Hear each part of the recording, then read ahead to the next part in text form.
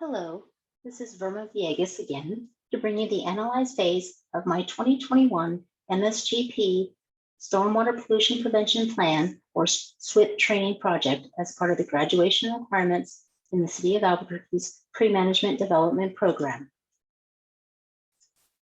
To review, in my define phase, I explained the background behind the Stormwater Pollution Prevention Plan or SWIP training, how it stemmed from the Environmental Protection Agency and ultimately moved down the chain to the 2021 Multi-Sector General Permit or the MSGP. Currently, under the MSGP permit, only the City of Albuquerque had jurisdictional authority to enforce it, so therefore we have to start our enforcement efforts here in our own backyard with our city facilities. The scope of my project is to include the training of all applicable employees under the permit, which involves 36 current facilities and 2 more being under review. We want to have these employees completely trained and on a yearly schedule within 3 years of the start of the project. Additionally, this project will have 3 goals, 1 for each year. In the first year, I would like to have at least 60% of my targeted employees in each of the departments completing SWIP training online. After the second year, at least 80%. The third year, I would like to have all 100% of all targeted employees completing their SWIP training online. This project will not include the training of temporary employees. Under the measure phase, I reviewed SWIP training as it had been done in the past. The as-is map signified the various ways SWIP training was performed both pre and post-COVID. Since COVID directly impacted our training practices, I included both aspects of the training. From the as-is map, I initially created a survey that asked how many employees from each series reported to work out of each of the facilities, and how many of those that reported to work were actually trained in SWIP in the past. The results of the survey were considerably successful, and only 2 facilities remained outstanding in their responses. I charted the results of the survey to visually show how current processes only allowed for minimal SWIP training of all facility staff.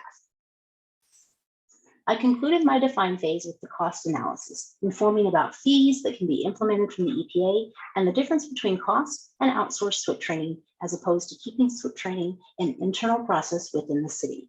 The difference was a significant $20,000, making the internal process an obvious choice to continue training. Now on to the analyze phase. I had initially brainstormed a meeting with my stormwater team and came up with several issues that have been plaguing the SWIP training program. We came up with 6 major issues that affects the training. They are lack of department resources, COVID, training personnel, time constraints, not invested, and employee turnover. Let's look a little closer at each of these. The first issue is lack of resources. Many times the stormwater team will hear that there is not enough staff in the department, section, or division to have 1 person responsible for training.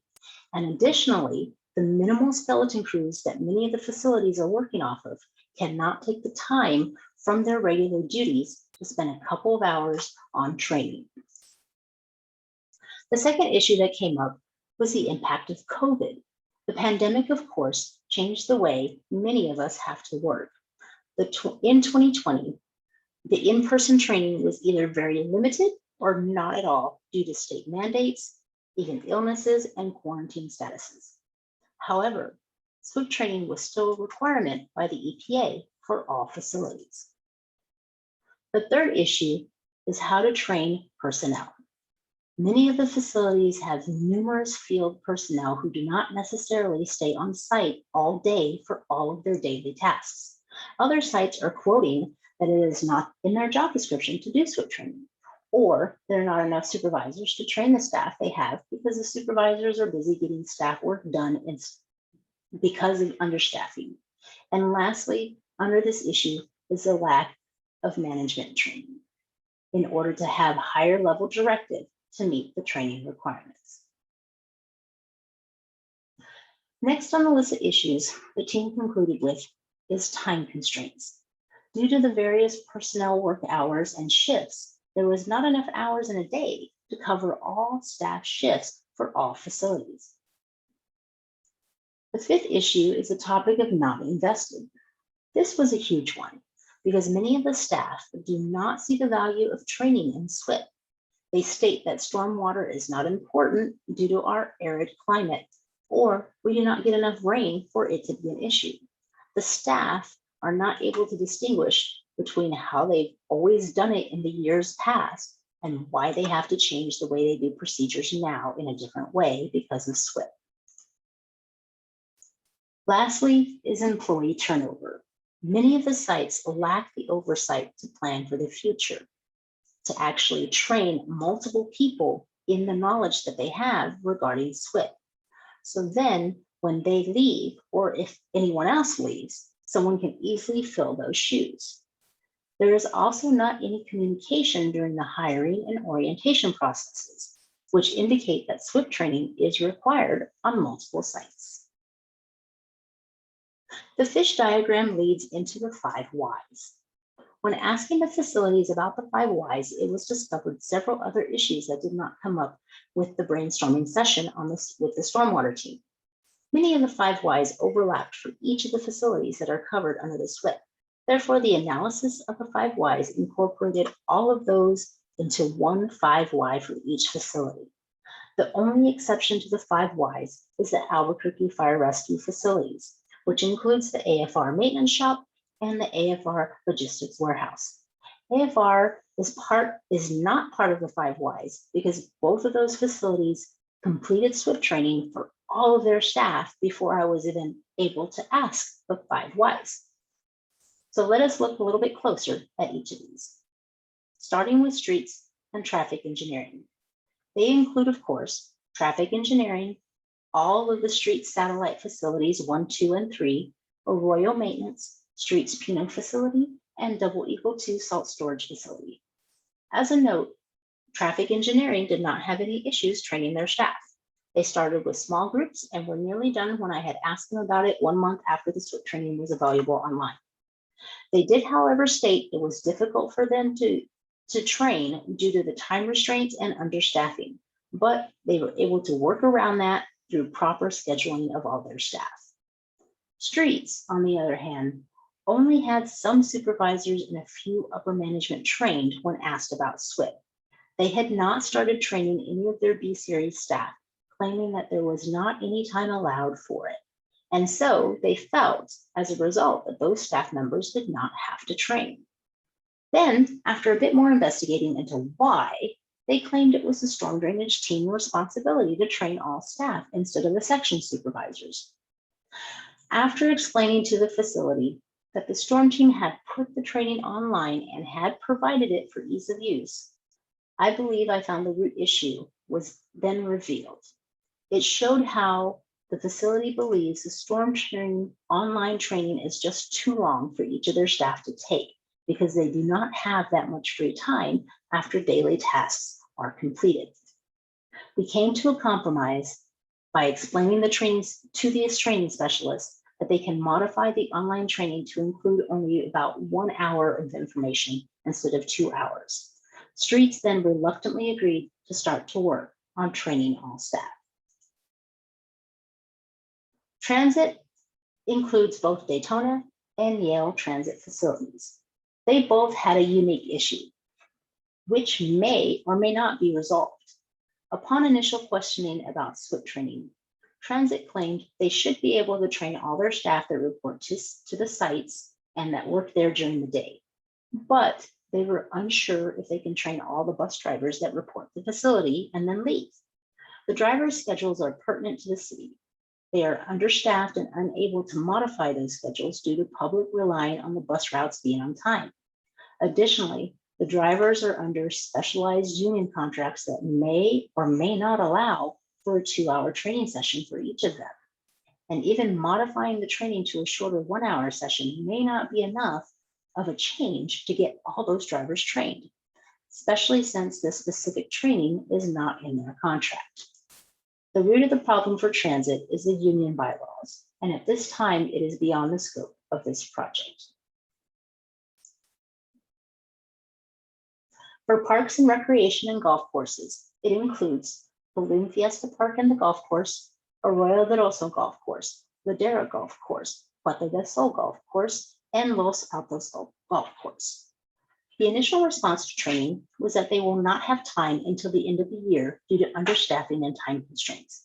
Even though a couple of the golf courses were able to do most of the training, a few of those facilities still had not even started training and did not want to start until the off season, which unfortunately is at the end of the year and is too close to the annual report deadline with the EPA to run the risk of not having all the staff trained well ahead of deadline. Again, the issue is that training is too long for short-staffed facilities to be pulling employees away from their daily tasks until the off-season. Another compromise was made to shorten the training to accommodate staff training within the next 2 months. Fleet management and DFAS. This includes the DFAS warehouse, all 3 fuel stations, as well as the fleet maintenance shop. The main reason for them not having training is they are understaffed. Another issue that arrived were that they do not have all the staff on hand at one time and cannot train at this time, but will try to get training done at a later date. Since all of their staff has hands-on exposure to various hazardous chemicals on a daily basis, there is not an option to modify the training. So therefore, they need to work on just getting the training done when they can. Parks management and open space and parks construction. This group includes parks construction as well as all the parks management satellite offices, which is Pino, Los Altos and Medians lot, and 6th Street and Trails lot, and the Montesa open space. Nearly all of the facilities had trained almost all or most of the staff on hand, except for parks construction and 6th Street Trails, who unfortunately had a Delta variant COVID outbreak and were not able to train staff as originally planned due to the quarantine protocols. For the rest of the parks facilities, the training specialists took small sections of each facility and trained them, since the SWIP was available online. At the time of questioning, only a few groups of the staff still needed training, and of course, 6th Street started their training after following the COVID safe practices and returning to a group setting. APD facilities includes the Crime Lab and Academy storage lots and Pinot lot. Unfortunately, APD facilities are still under active initial SWIP review and do not have any SWIP requirements due to them because they do not have coverage yet. Therefore, APD is outside the scope of this project. Solid waste. Solid waste includes Cerro Colorado Landfill, Don Reservoir Convenience Center, Eagle Rock Convenience Center, Edith Solid Waste Yard, Edith Bins and Welding at Pino, Montesa Convenience Center, Pino Yards Clean Cities, and the 2 Blue Fleet storage sites at 64th and Hanover and Edith and Candelaria. As the biggest department under the SWIP, solid waste has had the most issues with training. I would like to point out that several of the convenience centers, however, have still managed to train all their staff despite being understaffed. Cerro Colorado has technological issues such as no Wi-Fi or no hardwired common hardware available to the staff. The only way to train out at Cerro is to provide SWIP training on a hard drive and have them proctor classes. However, both environmental compliance supervisors out there are currently on leave, and upper management is struggling in the process to try to get all of Cerro's staff trained. The biggest issue that solid waste has was the drivers. When asked if the drivers would be trained, the answer was a flat out no. I was told they are just too understaffed, there are too many drivers working overtime as it is, and there's not enough time for them to train, and training them is not only a waste of resources, but would create a deficit in one of the city's largest services, the trash pickup. Solid waste even went so far as to interpret the language of the permit for themselves, stating they do not believe that it includes their drivers because they're not on the facility grounds for very long. The root of the problem ended up being that they just did not have the resources to train the over 200 drivers who are already working numerous shifts and are on overtime each week. The two potential problems that arose were with transit and solid waste. Each one brought up valid reasoning behind not training their drivers. One was claiming it could be a union issue, while the other could not afford to damage the city by not being able to pick up the public's trash due to pulling drivers off for training.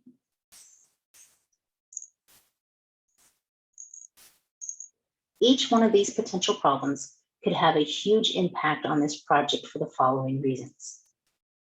Each one of the problems involves drivers, which is a huge majority of the staff population for each of these facilities.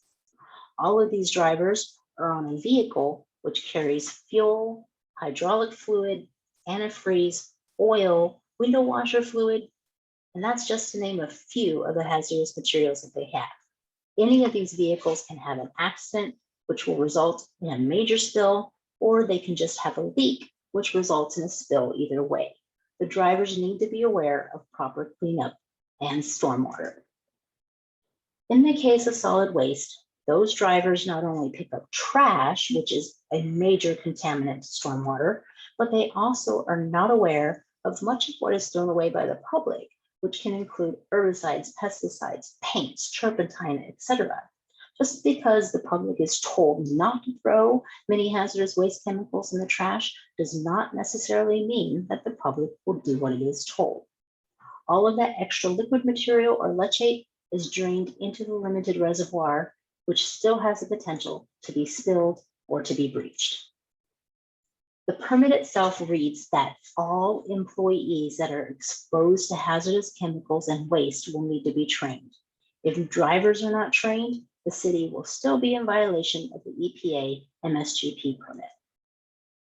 Because these drivers go to each of their assigned facilities and then they leave, they are unique because the drivers can be vital in recognizing illicit discharges throughout the city if they were trained in stormwater.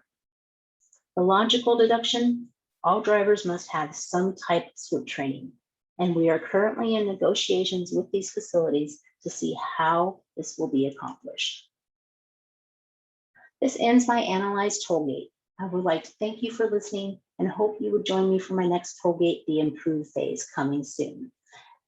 Thank you again and have a great day.